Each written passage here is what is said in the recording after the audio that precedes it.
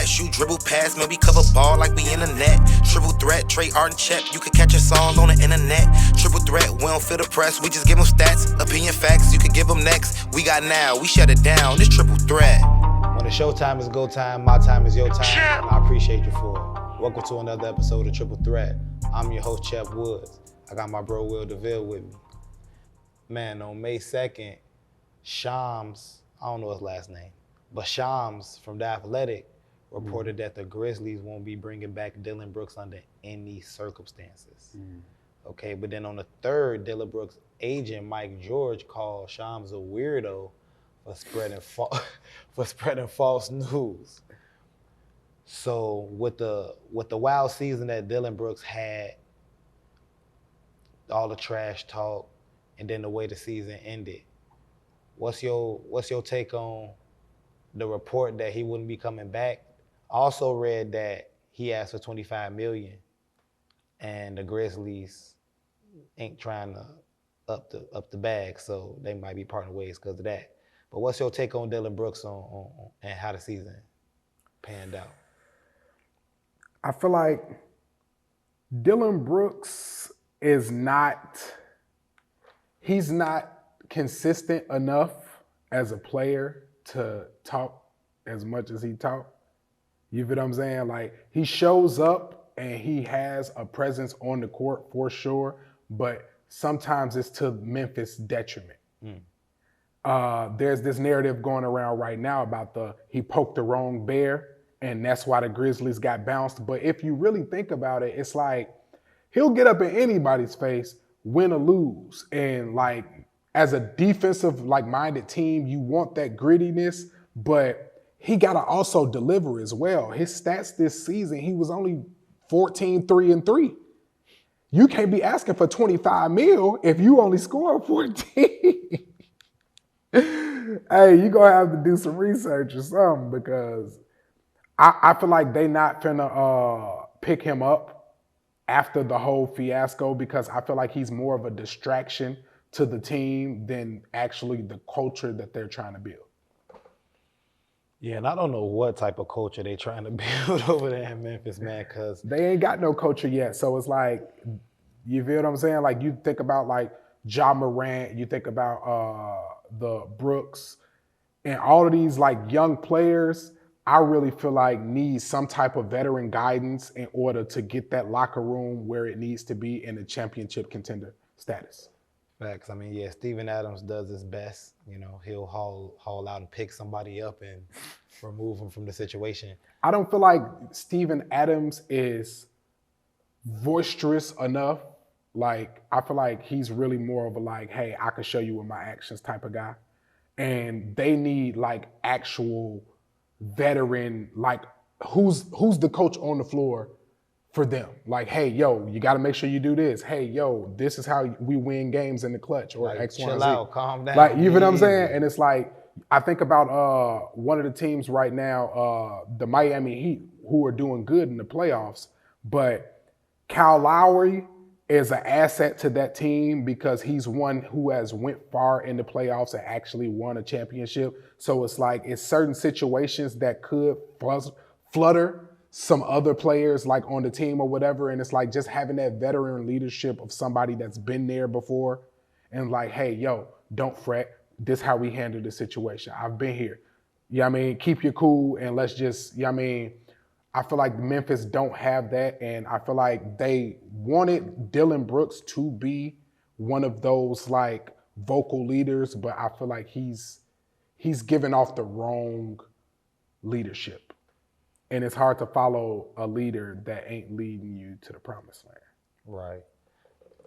Yeah, so initially when I first heard that he wasn't coming back under any circumstances, I thought that report was kind of like out of pocket. Like, man, like I'm not a Dillon Brooks fan, right? I actually liked the Grizzlies prior to this season, but like after everything they went through, it's like they kind of rubbed me the wrong way. But I just felt like that report was out of pocket. Like, are y'all trying to blame Dillon Brooks for you guys not advancing in the playoffs or something? Like, yeah. it's They're using him definitely as a scapegoat, for right. sure. It's definitely deeper than just that. I definitely felt like it was very ironic. He said he needs to get 40, then LeBron gave him 20 and 20, and then they lost by 40. But you know, I think you said it best. Most of the trash talkers, the known trash talkers, they produced, right? They had they was excellent in some area, right? Gary Payton was a monster on defense, but don't sleep on the man offensively either. And Kevin Garnett, monster trash talker, NBA champion, MVP, you know. So Dillon Brooks, I think it's the time and the place for it. I just think he just young and just, I don't know, I feel like somebody was gassing that guy. Do I think he's gonna go back to the Grizzlies? I think that if they willing to negotiate a contract, then it's probably his best bet. Where can you see Dillon Brooks playing and fitting in outside of Memphis? It's tough. That's what I'm saying. I don't really see his value on another team more than the Grizzlies right now. But at the same time, he also still needs to show his value to them. I don't feel like he's producing as much as he could for what he's asking for. If he was asking for $25 million, it's like, hey, all right, we need to get more scoring in here because you don't do that. So let's try to get some of that money elsewhere opposed to you try. Maybe we'll give you 18. And that report about the $25 million was from a real Cody Mallory on Twitter. They said Ramona Shelberg just said Dillon Brooks wants $25 million a year, and that is why the Grizzlies are parting ways with him. So, man, I don't know where I would see Dillon Brooks playing. Like, at best, he could be a journeyman who contributes maybe defensively, and if he humble himself and work on this game, then he might find a home somewhere, if not Memphis. But I honestly don't know where I would see him. I don't know where I would see him play either, other than just kind of being a journeyman. I think the kind of like Pat Bev persona is what Dillon Brooks is kind of going for. But Pat Bev is an anchor, and he produces, and he provides veteran leadership. So Dillon Brooks, not quite a veteran. They haven't quite built a dynasty. So or a culture, really. He still got some work to do. The culture that they've built there is definitely nice to watch, but when it comes to playoff basketball, you're going to need a little bit more to get over that hump. And I feel like that's what we saw with them this year. But if we're being honest, if you're looking at it from a front office perspective or whatever, it's like, imagine you, the head of a corporation, and you thinking to yourself, I got a subpar worker here, but he asking me for a raise. Are you going to give him the raise? What type of... Is Dillon Brooks an asset or a liability to the Memphis Grizzlies? That's the question. If he an asset, if he subpar over here, but he great over here, and he really an asset overall, then maybe, I don't know. Like, if that's what's going to keep him and I can afford it, right? But if I can't afford it, you know, it all come down to the numbers and the semantics. But I don't know if Dillon Brooks is an asset to the Memphis Grizzlies. I think that they already had a lot of unwarranted negative attention, cleaning up to do behind the Ja Morant situation. And all of that, like, smoke he brought their way, like you said, it wasn't good for the culture, it wasn't good for the organization. So I can't say that he was a overall asset, you know what I'm saying? And not even just looking at the numbers, but the eye test, looking at the play, right? Some of his shot selection, and at times he would shoot the ball, wouldn't be a good basketball decision, you know? So, you know, we'll see what happened with Dillon Brooks, man. We'll see how it unfolds. Man, Game 4 of Phoenix and Denver, the ball going to the stands, and Nikola Jokic run over to get the ball and ends up shoving, giving him a little nudge, and the Suns on it, and he flops. Right. Well, I'm gonna call it a flop. I don't know what you call it, a flop. But the league messed around and fined Jokic $25,000. Right. Jokic, in his press conference, he talked about protecting a player. Right. He said, man, he delayed the game. I felt like he should have been kicked out the game. What are your thoughts? Do you feel like he should have been fined, or do you feel like because he gave the man a nudge, he deserved it?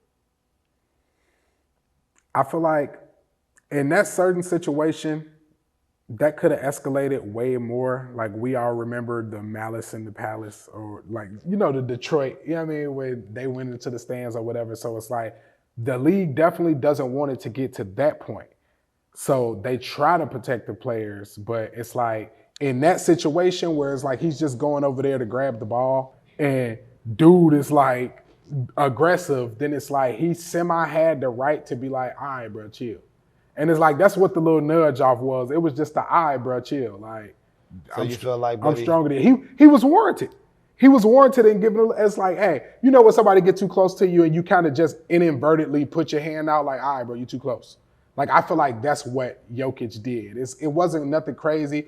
I think even the guy that got pushed, it was the Phoenix Suns owner. And he was like, hey, man, it's all fair in playoff basketball.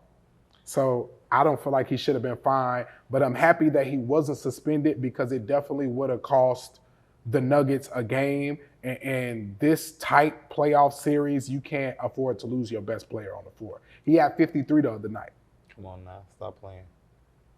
So listen, I hope this don't get me shadow banned or blackballed, but the way the league been acting this year, it's like the league is like the mob, yo. Like, they tech the man, then fine the man. Did the owner get fined? No.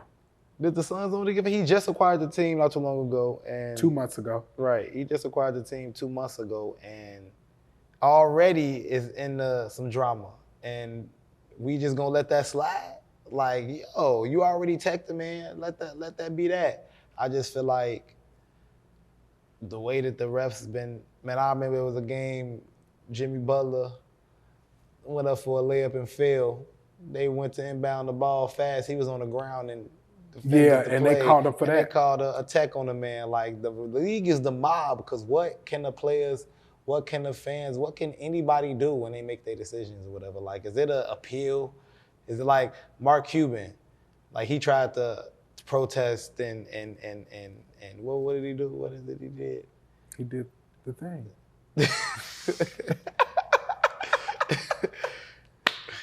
But the situation with Mark Cuban, even,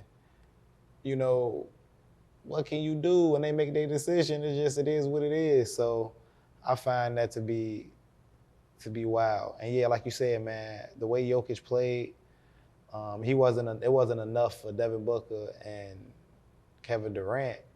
But come on now, without the 2-time MVP, it's over with. Mm-hmm. And I feel like part of me, and I could be just speculating, but part of me feels like the Suns owner kind of tried to bait him into throwing him out the game. You think so? And I feel like that was like his little like, I'm going to try to make a play to secure that we going to win this game, because Jokic was going crazy at that moment. I think he had like 30 at the point of this. So it's like, hey, if I could get him off the floor, then I know we going to probably pull this one out. And I feel like he was trying to bait him into like, hey, look, he just pushed me. You got to eject him from the game now. I feel like it was a little bit of that. When you said flopping, it's like that little nudge wasn't going to knock you over. But at the same time, he looked a little frail. So maybe. So the Nuggets was 5-8 without Jokic this season. Mm-hmm. Right? It's playoff basketball.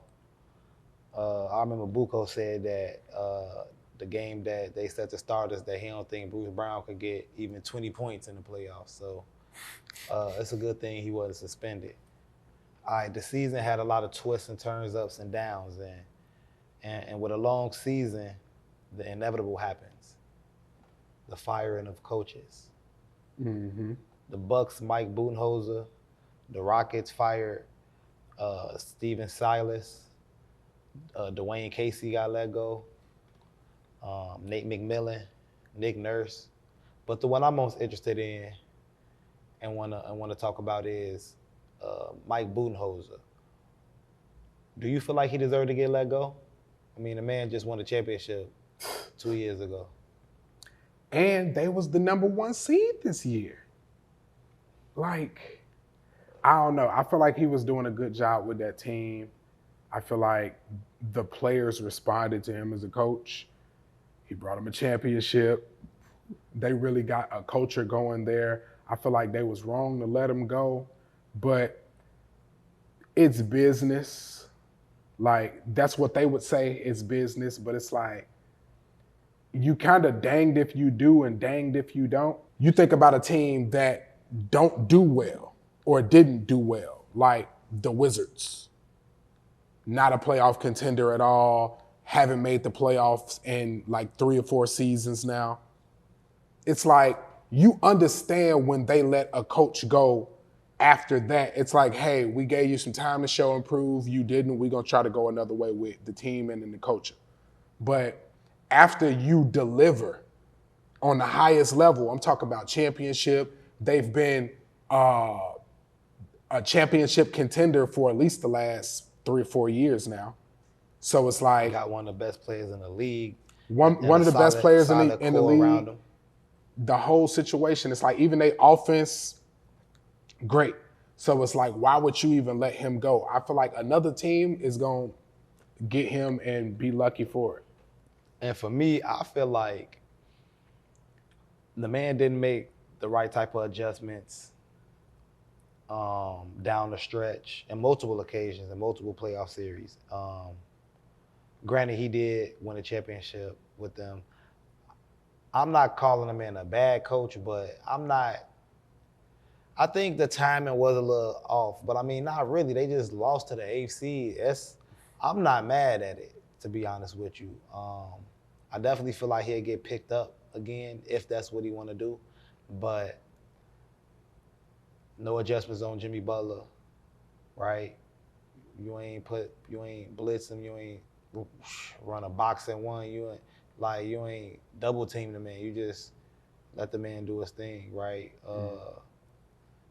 Giannis was saying how he would have guarded him, but he do with the coach. You know what I'm saying? I don't know. You feel like Giannis threw coach under the bus with that a little bit. Did. You know what I mean? So, I mean, I wonder how Giannis feel about the firing of the coach. You think that he in the position of okay it or deny it, or you think that it's like whatever y'all say, or you think he, because I mean, with that, I would think that I feel like teams. I would think he ready for something different. Teams definitely have talks with like their star players before they let the coach go. So he definitely had words of it before they announced it. And I'm pretty sure he gave his honest opinion. It's like, maybe he don't like him, like, or maybe he loved him or whatever. But it's like, it's no way that if Giannis would have vouched for the coach, they would have still let him go. That's just my opinion. I mean, maybe Giannis don't hold that much weight, but in my opinion, if Giannis was like, nah, I'm only playing for this coach. You remember back in the day when I think it was Phil Jackson, and a player was like, I'm only playing for Phil. If Phil go, I go. I don't know if it was Kobe or Michael or somebody, but it was one of those situations where it's like, hey, if the coach go, I go. I'm only playing for him. And if Giannis would have did that for this coach, I doubt that they would have let him go. And so what, you lost to the 8 seed? It's like the 8 seed don't really mean nothing, especially in the NBA. It's like, you look at the Heat, you look at the Lakers, it's like, these are teams that was in the play-in, and now it's like doing well, may even get to the conference finals. So it's like, it don't matter when a team catch a groove. Maybe the team caught a groove later in the season or something like that, like with the Lakers. But in that instance, it's like if you catch a team and they playing efficiently, I mean, yeah, you might lose. Any team can lose to any team in this league. But to your point, they just got out of the play-in. You chilling because you got the best record in the NBA.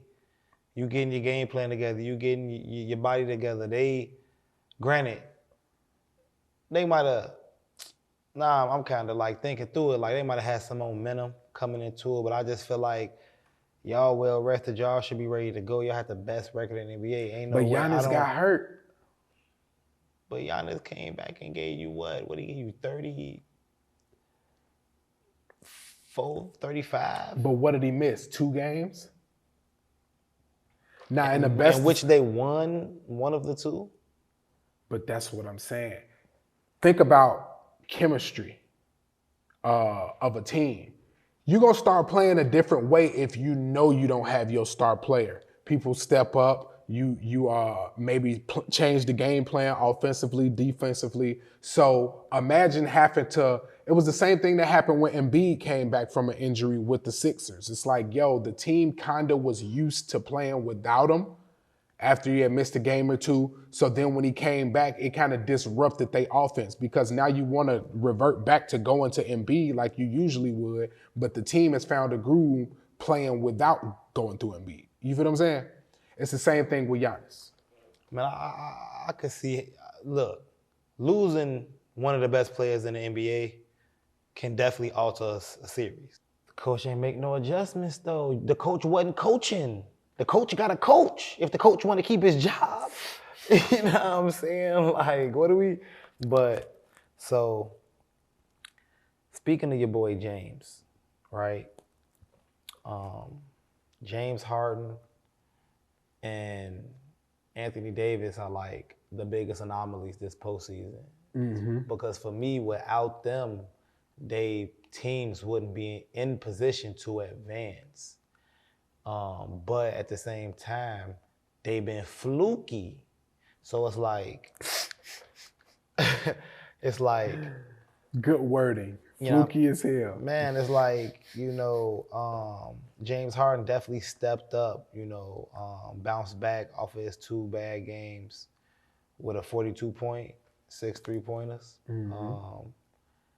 Joel Embiid did his thing. But the game came down to the wire. It's not like they combined 70-some-odd points, put them over the top, and they got a comfortable win. It's still a series. Who you got? I want to go with the Sixers. I think both of these teams are evenly matched, especially when healthy. And I feel like it's going to be like a heavyweight fight. It's going to be blow for blow, blow for blow.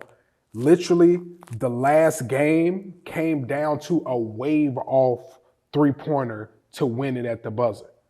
Like, that's how close neck and neck these teams could be if everybody's playing efficiently. So I feel like the Sixers could edge it. And I feel like I'm rooting for Embiid.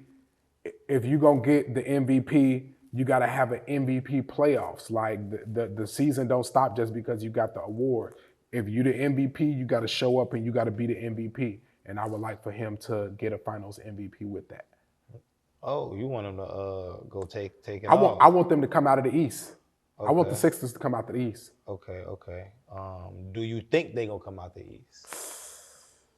We'll have to see. I mean, if we get this version of James Harden on a consistent basis along with the MVP version of Embiid, I don't see why they wouldn't make it to the finals. Embiid is playing a little hurt.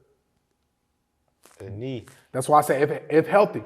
Like, if he stays healthy, he don't miss no games, and he could really play efficiently like we know the MVP Embiid to be, I feel like it shouldn't be no problem to get through the East.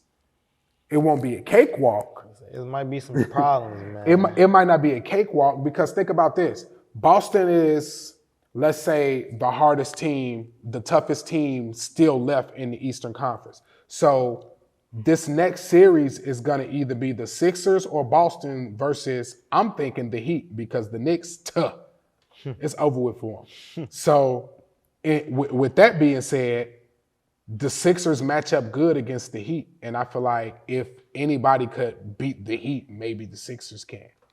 I would like to see the Sixers advance too. Everybody knows that Joel Embiid was my MVP this year, and I agree. You know, he got to keep performing and having a monster postseason, which I feel he's been doing, especially the games that he's played.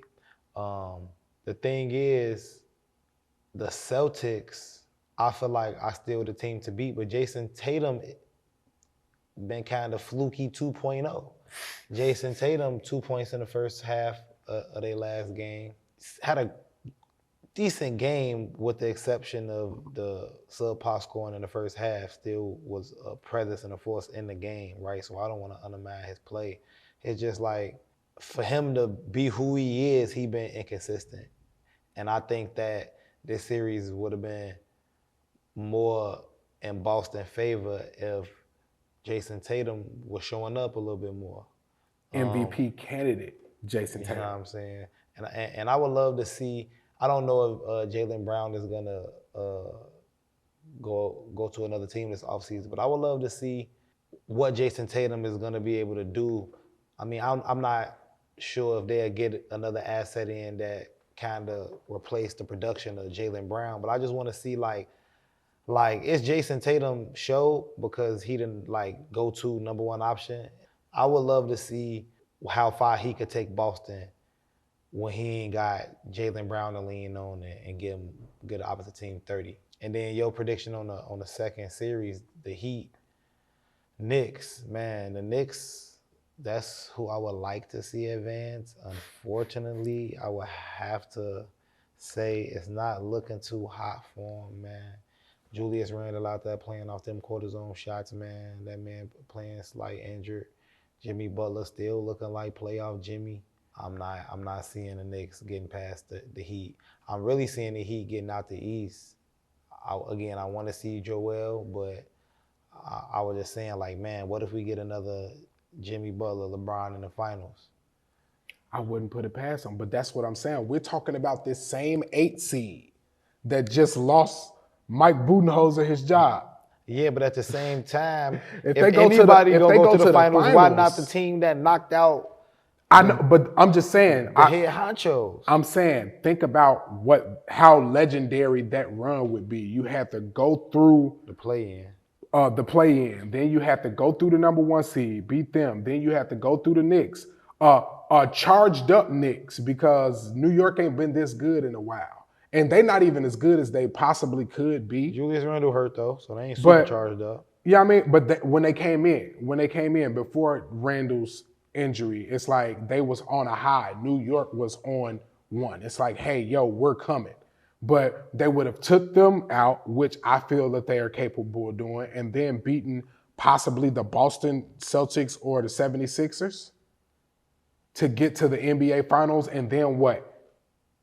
You're going to either take down KD, Jokic, LeBron, or Curry.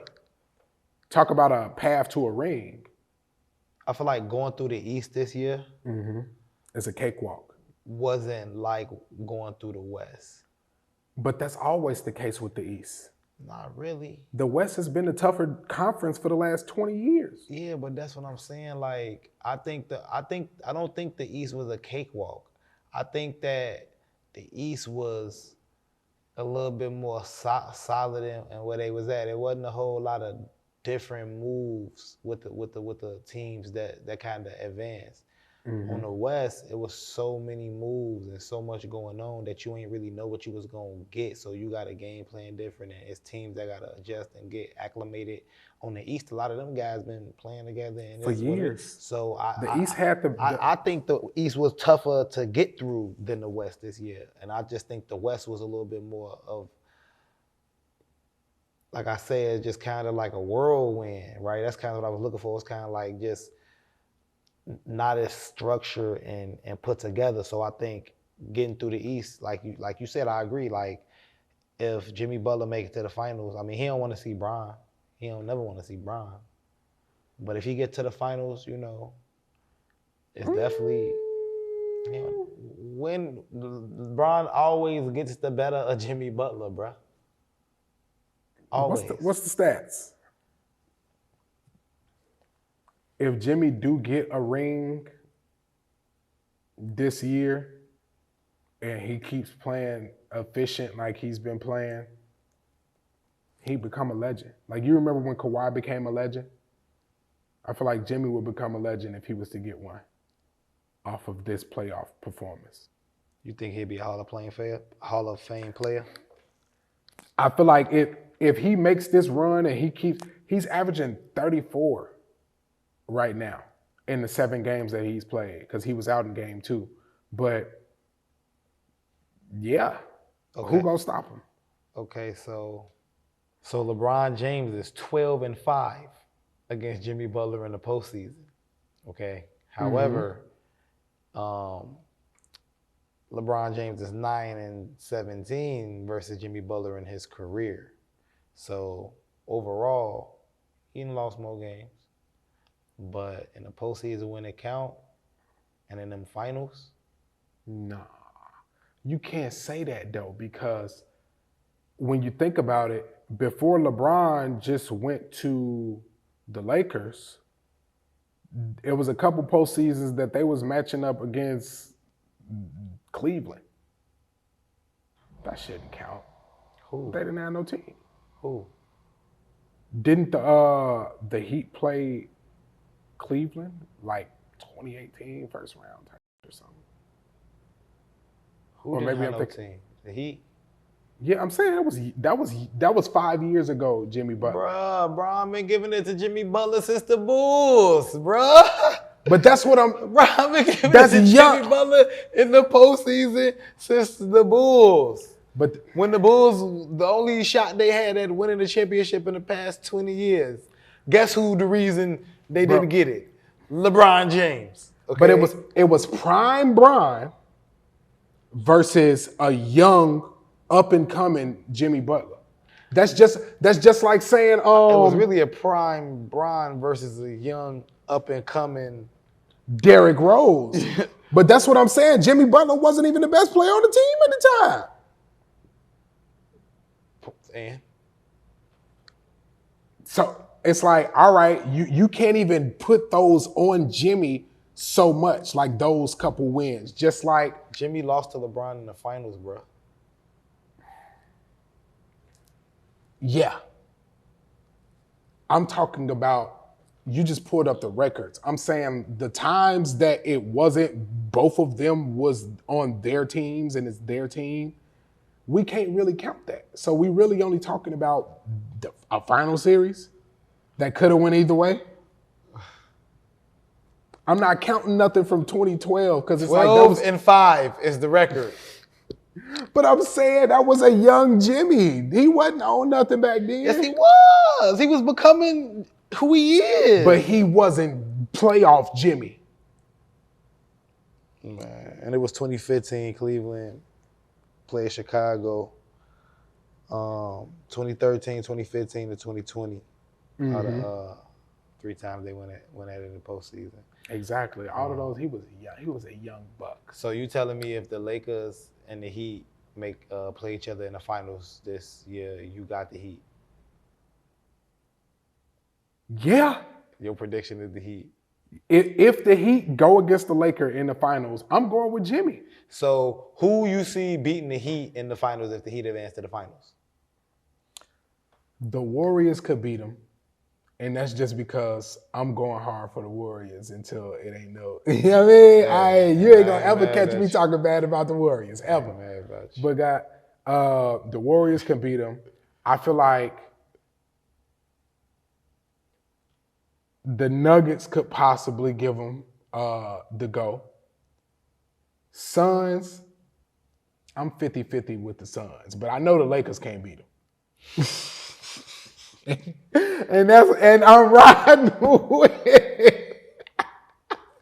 I'm riding with it, yo. Anybody else, but I know the Lakers can't do it. Man,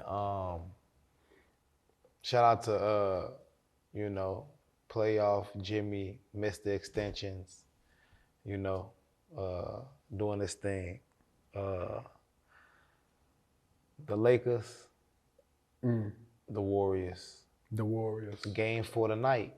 Mm-hmm. What's your prediction? Warriors. I don't know why I ever said that. Warriors. All right, so, Warriors, yes. So, what you feel like the Warriors got to do in order to edge this one on the road? Because Anthony Davis, long as he come with it, he gonna be a problem for them boys. Yes, but we're talking about the Anthony Davis that is currently on take one game off spree. And until they prove that, he may not even play good tonight. One game he gets 28, the next game he gets 13. One game he gets 30, the next game he gets 12. It's like you don't know which Anthony Davis you're going to get. But the Anthony Davis that we know he can be, when he shows up, you can't stop him. The Warriors' best bet would be to spread the floor. I like what they did with JaMychal Green in game 2, spreading the floor, getting AD out of the paint and opening up driving lanes. That's really their only bet because you can't shoot threes the whole game because eventually they're going to try to run you off the three-point line. And when they was running them off of the three-point line, they was running into Anthony Davis' wall, and I think he's averaging like 4 or 5 blocks a game. So it's like he's really making his presence felt in there, whether he shows up or not. Because even on his off games, he's averaging 4 blocks. Like he's just too big for the Warriors. Yeah. And it's really nothing that you could do with him. It's like the Warriors' biggest guy is like what, 6'7", 6'8"? Kevon Looney, how big is Kevon Looney? I think Looney and Draymond are like 6'7". And that's just too small for AD, especially with his broad frame. He'll go right over you. He's 6'9". 6'9"? Yeah. So, man, of course, I'm going with Golden State, man. They got to even the series out, make this a series, man. I think that, like you said, man, kind of trying to get the floor spread works. If JaMychal Green knock down some shots, that'd be great. Steph Curry been balling, and I think that if the others play efficient, if we can get some double-digit scoring out of 2 or 3 of the others, you know, Steph, Clay do their thing. Let me get 6, 7 assists out of Dre. Come on, DiVincenzo. Let me get a hot 12 points about you or something. You know what I'm saying? I feel like that's what it's going to take because, honestly, even with Anthony Davis not playing so well, the Lakers others been kind of coming with it. You feel what I'm saying? D-Lo gave him 21 in the first half. You know, D-Lo has been really showing me something like in this particular series. Like every time he's called upon, he delivers. You know what I'm saying? Every time they need a bucket, he delivers. And Jordan Poole, he been up and down. It's like, you know, I really don't know what I'm gonna get from him. You know, he been kind of like AD, James Harden version 2.0. You know what I'm saying? Like, what does you call it? Huff. A little fluke. Fluke. A little fluky. Fluke 2.0. Yeah, fluke 2.0, you know. So you think Jordan Poole productivity is like an X factor difference maker in the series, or definitely can the Warriors get out of round 2 if Jordan Poole continue to play inconsistently? No. I feel like they're not gonna stop AD from scoring if AD shows up. So their best bet would be to outscore the others of the Lakers, and he's an integral part in that. Wiggins has been showing up. He could give you 15, 16 a night and like 8 boards. But Jordan Poole, some nights it's 8 points, some nights. I think game 1 he had 21. But other than that, I think he had 5 points in game 2 and he had 6 points in game 3. That's not going to do it because when they take Steph and Clay off the floor, where is that other firepower coming from in that second unit? And that's where we need Jordan Poole to really show up and like make up for that scoring that they don't have in that second unit. Him, DiVincenzo, Andrew Wiggins, these are the players that they really go to get that scoring when their starters are not in the game. Absolutely, because, man, Steph, he good for a big game, but he ain't going to be able to give you 50 every night. Mm-hmm. Yeah, so the Lakers and the Warriors are playing right now. Actually, it's the end of the first half. It's 22-21. Lakers up 1 at home. You got Andrew Wiggins leading for the Golden State Warriors at 6 points, and you got LeBron James leading for the Lakers at 6 points. Definitely want to catch the rest of this game. Mm-hmm. So this was a great episode. Mm-hmm. Shout out to Trey and Artie Bucco. Shout out to Coverage Network and Royalty Productions. We out. Chip. Triple threat, shoot, dribble, pass, maybe cover ball like we in the net. Triple threat, Trey, Art, and Chep. Thanks for watching Triple Threat. Tune in every week for new episodes, and if you like the content, like and subscribe.